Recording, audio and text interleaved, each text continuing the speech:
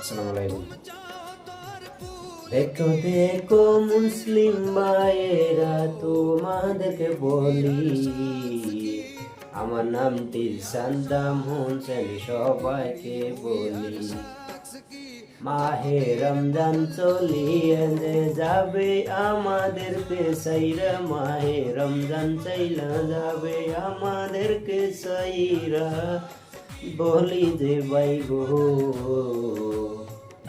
মার্চে 15 তারিখ লাশ তারাবি করব গো, কত মানুষ কান্দিব, দুই হাত ধইরে বলি তোমাদেরকে,